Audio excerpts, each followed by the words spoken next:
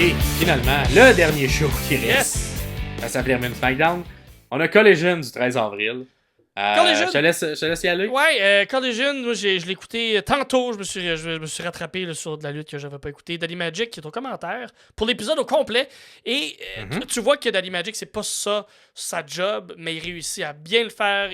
Des fois, on sent un peu short dans ses commentaires où il aurait dû faire un 15 secondes de plus. À discuter, à parler. Par contre, ce qu'il dit est toujours très pertinent. Il comprend la chimie, la physique de la lutte, l'histoire qu'il est racontée. Il nous donne des compléments d'informations très pertinents toujours et reste toujours quand même dans son personnage un peu moins dosé que quand il fait juste l'apparition pour un match. Plus proche de ce qui devrait être comme personne sûrement. Là, Daddy Magic, le personnage caricatural est un peu moins là. Reste que des fois, il sort une intensité très très le fun. Puis je le nomme parce que c'est un Québécois, c'est le fun aussi. Puis ça me fait rire autant qu'il y a un bon accent anglais qui se rapproche souvent d'un accent genre de Brooklyn. Il y a quelques mots qu'il a dit, c'est un francophone, parce que des fois, il y a des fins de mots, tu fais comme, ok, ouais, le naturel revient au Ça sonne un peu comme Georges Saint-Pierre, là. Peut-être pas à ce point-là, mais des fois, tu plantes un petit peu. Ouais, exactement. Sinon, on a eu une belle promo, je trouve, de Danielson et Castagnoli qui rit de Dawn qui a demandé à Kyle et Powerhouse de les blesser dans un match.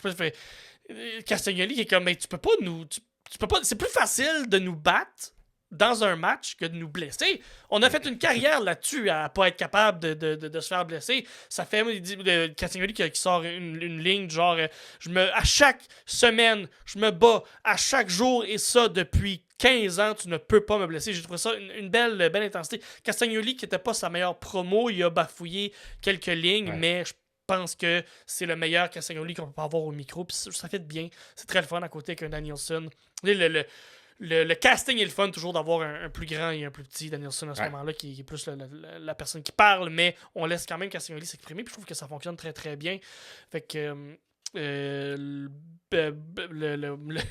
BCC, le Blackpool Comeback Club, mon Dieu, puis il est écrit sur ton chandail, ils sortent toujours très fort, puis j'aime vraiment ça. Ils ont réussi à aller trouver une belle intensité, puis une belle... sont-tu face, sont-tu heel, on ne sait pas, ils sont juste intenses. Puis moi, j'aille pas ça. Fait que, sinon, il y a eu un match House of Black contre Action Andretti de Dante Martin et Matt Sydal. On nous a expliqué que le frère de Dante Martin était pas là parce qu'il allait passer son permis de pilote d'avion. Et encore une fois, ce match-là, sorti nulle part un peu. Sorti nulle part. Mais au moins, c'est de la bonne lutte. Beaucoup de rythme. C'est de la bonne lutte. De l'action non-stop. Moi, Buddy Matthews, je le dis tout le temps, mais il m'impressionne à chaque fois. Il est le fun. Il revole partout. Il a de l'air très aussi d'un worker extrêmement prudent. On dirait que ce qu'il fait a de l'air de faire mal, mais ça blessera pas personne. S'il blesse quelqu'un, c'est lui-même parce que je pense qu'il se donne quand même là-dedans. Puis ce que j'ai beaucoup aimé, c'est qu'on s'entend là, Andretti Martin et Sydal, c'est trois petits lutteurs très high flyer. Quand un Brody King qui est là, le clash est extrêmement le fun. Puis ça a apparu dans les dernières minutes du match. C'est exactement ce qu'on nous montrait, un Brody King qui fait juste faire voler tout le monde quand les plus high flyers essayaient de pogner le dessus. Puis c'est le même que House of Black a réussi à avoir une boule de démolution sur tous les petits lutteurs. J'adore ça. J'adore ça, surtout que Brody King est capable d'être un peu high flying à ses heures, qui nous a montré au début de match qu'il avait un beau 60. Il y a un bon cannonball aussi. Un cannonball qui rentre en tabarnane. Ah ouais. J'adore ça, fait que c'était un bon match, je vous conseille d'aller voir, donc House of Black contre une chier de petits gars. C'est très le fun.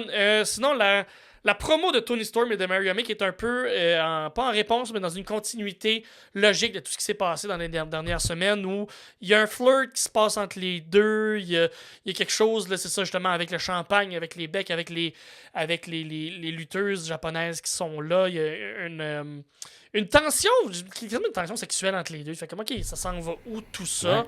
J'ai aucune idée. Il y a de quoi qui se passe dans ce groupe-là, avec les becs et tout ça. Je comprends pas c'est quoi, mais Toni Storm est tellement fucking bonne, elle est pas suivable. J'ai aucune idée, je comprends pas ce qu'elle dit. Je comprends pas où qu'elle s'en va, mais Chris, que c'est le fun à écouter. Toni Storm qui est excellente.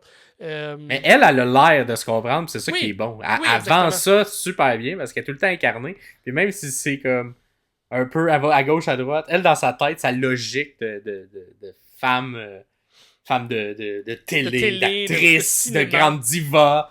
Ça, tout fonctionne. Tout a un lien. Tout est logique. C'est super bon. Puis t'as Mariami, encore une fois, qui joue tellement bien. Puis qui va à la défense de Toni Storm. Puis comme... c'est elle la championne, c'est elle la diva, c'est elle qui est la meilleure au monde. Puis là, ben, ils s'en vont. Puis, tits up, chin up, tits out, and, watch out for the shoe. Quel tagline qui veut rien dire, mais qui fonctionne. Tout ce qui se passe ensuite, on a un super bon match qui a suivi. Toni Storm contre Azumi. AZM, que je connaissais pas. Je connaissais pas non plus. Je devine qu'il vient aussi de Stardom, une lutteuse japonaise. On voit que Toni Storm a été entraînée au Japon parce qu'il y a une chimie qui s'installe tout de suite. Je pense pas que les deux lutteuses se sont jamais rencontrés parce que Azumi, elle a, je pense, 21 ans. Là, elle est très très jeune, mais extrêmement bonne. Vend super bien. Il y a du rythme. La chimie entre les deux lutteuses est très bonne. Il y a des moves originaux aussi qui sont faits comme un genre de Fisherman Suplex où Azumi tient la jambe de Toni Storm, la pogne en souplex et l'envoie par en arrière. Il y a une image qui est là pour vous expliquer, vous essayer de démontrer un peu c'était quoi. Avec des matchs comme ça, puis comme on a vu dans les dernières peut-être 2 semaines, surtout autour de Toni Storm, j'ai l'impression que si il y a toujours des matchs avec un rythme comme ça, avec une intensité comme ça, les diffuseurs, parce que je crois que c'est les diffuseurs, je pense pas que c'est Tony Khan qui ne veut pas montrer de lutte féminine, les diffuseurs à un moment donné n'auront pas le choix de donner plus de temps, puis plus de temps d'antenne, pas juste en promo, mais en match, puis donner de la vraie lutte pour la division féminine. Fait que j'espère commence à avoir du star power aussi, là, ouais, ben avec Monet qui arrive, si on ramène Athena. C'est ça, exactement. Athena qui revient, Anna Jay qui pogne du galon, Julia Hart qui pogne du galon, Sky Blue, Monet qui est là, puis Toni Storm qui, je pense, que c'était au plus haut de sa game, puis une Britt Baker qu'on ne voit plus. Qui va peut-être revenir un jour. Un moment donné, sans savoir, peut-être que Britt Baker fait comme mon chum est moins là, ça me tente pas d'être dans toute cette chichi-là, puis elle, c'est une dentiste, fait que je pense pas qu'elle a un problème non plus. Fait que très bon petit match entre Toni Storm puis Azumi. Puis aussi qu'il y a l'autre lutteuse de la semaine passée qui est venue s'interposer. Non, c'est Anna Jay qui est venue s'interposer. Puis elle, Anna Jay et Mariami aussi qui ont été se battre là, en coulisses, qui sont sortis dans un gros brawl. Ouais. Mina Shirakawa. C'était-tu elle? Non, c'est vraiment Naji qui était venu, s'interposer. Ah ben, elle était rentrée avec Azumi aussi. Fait que, voilà. Et ensuite, on a eu aussi BCC contre la Callis Family. Oui. Avec un peu le suite de tout ça, là, de genre, on va vous casser la gueule, on va vous blesser. Oui, c'est ça, parce exactement. Que notre comment qu'il disait, notre poule aux œufs d'or, notre genre. Golden Goose. Ouais, on va dire la poule aux œufs d'or. Notre poule aux œufs d'or, elle va. On va lui faire gagner, on va parler de Will Ospreay. Fait que bon petit match, Castagnoli encore, qui est en feu. Il est bon. Il y a une intensité dans ses matchs. Là. S'il était capable d'avoir cette intensité-là quand il parle aussi d'un micro, mais qui est bon dans un match. Beaucoup de beaux enchaînements, du bon rythme entre les deux. C'était le fun encore. Fait qu'on vous conseille ce match-là. Absolument. On a aussi Roderick Strong Romero. J'ai pas tant aimé le match, mais. J'ai pas écouté mon Battle of the Belts parce qu'on est rendu dans Battle of the Belts. Mais il y a eu le. Exact. Qui est comme la suite du long collision de 3 heures. Mais j'ai vu ce qui s'est passé après, par exemple. Exact. Mais après, on a eu un heel turn. Heel turn. Strong qui a confirmé le heel turn ou le face turn de O'Reilly. Parce qu'O'Reilly a comme été consolé Romero. Puis là, pendant qu'il faisait ça, il s'est fait faire une grosse clothesline par Wardlow et tout le reste du clan l'a attaqué. Fait que clairement, Strong, on s'en va en feud contre O'Reilly. J'étais un peu... Ben non, en tout cas, on va en reparler dans les prochains épisodes parce qu'on est déjà rendu à 2 heures. Fait qu'on va s'en aller vers la fin. Toi, Athena contre Red Velvet, ça, t'as vu le match, t'as aimé ça? Bien aimé ce match-là. Athena, là, faut qu'on la ramène à la en haut, là, pas juste à la Ring of Honor. Je comprends qu'elle est la championne, mais tabarouette qu'elle est forte, puis c'est le fun à voir, puis il y aurait tellement des bons match-ups à faire. Une bonne chimie entre Red Velvet et Athena. Athena qui on dirait elle a pas été chanceuse du côté blessure là, non, à NXT par la WWE. Peut-être que justement le rythme de travail était peut-être trop gros à la WWE, ce qui fait qu'elle s'est pas encore blessée du côté de All Elite, puis c'est peut-être parce qu'elle lutte un peu moins souvent, mais elle te sort des matchs, elle est tellement forte et puissante quand elle pogne du monde sur ses épaules, elle te les pitch. Stiff, mais comme stiff, le fun, là, stiff, là, elle a vraiment un bon personnage, une bonne gimmick, elle est vendue forte. Red Velvet suit vraiment bien tout le long. Elle améliore aussi le match par ses mouvements, mais aussi par ses sells. Ça rend encore plus forte Athena à travers ce match-là. Puis là, j'ai pas trop suivi la Ring of Honor de mon côté, mais là, j'ai pas trop compris pourquoi Billie Starkz est revenu comme minion du côté d'Athena, mais elle était dans son coin.